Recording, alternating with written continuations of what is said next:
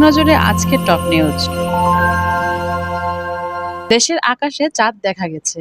আগামী ৭ জুন উদযাপন হবে ঈদুল আজহা। আগামী ডিসেম্বরের মধ্যেই জাতীয় সংসদ নির্বাচন হতে হবে বলে মন্তব্য করেছেন বিএনপির ভারপ্রাপ্ত চেয়ারম্যান তারেক রহমান।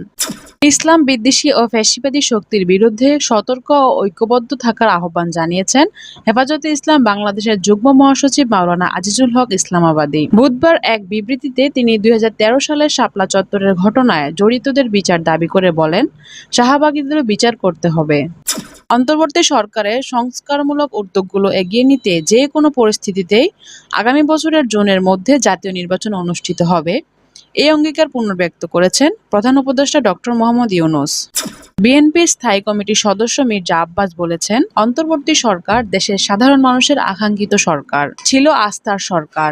এই সরকারের কাছ থেকে আমরা কিছুই পাইনি। বিএনপির স্থায়ী কমিটির সদস্য আমির খুসরো মাহমুদ চৌধুরী বলেছেন, গণতন্ত্রের পথ হলো নির্বাচন। এই নির্বাচন পেছানোর হেলাফেলা চলবে না। নির্বাচনের রোডম্যাপ নিয়ে টালবাহানা চলবে না। গাজায় ত্রাণ নিতে যাওয়া ফিলিস্তিনিদের উপর ইসরায়েলের গুলি, আহত ৪৭। ঢাকা বিশ্ববিদ্যালয় কেন্দ্রীয় ছাত্র সংসদ নির্বাচনের রোডম্যাপ, ছাত্রদল নেতা শাহরিয়ার আলম সাম্য হত্যার বিচার সহ ৭ দফা দাবিতে সংবাদ সম্মেলন করেছে ইসলামী ছাত্র শিবিরের ঢাকা বিশ্ববিদ্যালয় শাখা। উন্নয়নশীল দেশসমূহ থেকে অবৈধভাবে পাচার হওয়া সম্পদ ফিরিয়ে আনার জন্য বাংলাদেশ আন্তর্জাতিক সহযোগিতা জোরদারের আহ্বান জানিয়েছে। দূতাবাসগুলোকে স্টুডেন্ট ভিসার অ্যাপয়েন্টমেন্টের সময়সূচি নির্ধারণ বন্ধ করার নির্দেশ দিয়েছেন মার্কিন প্রেসিডেন্ট ডোনাল্ড ট্রাম্পের প্রশাসন।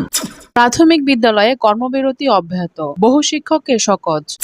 অবশেষে মুক্তি পেলেন জামায়াত নেতা এটিএম আজহার।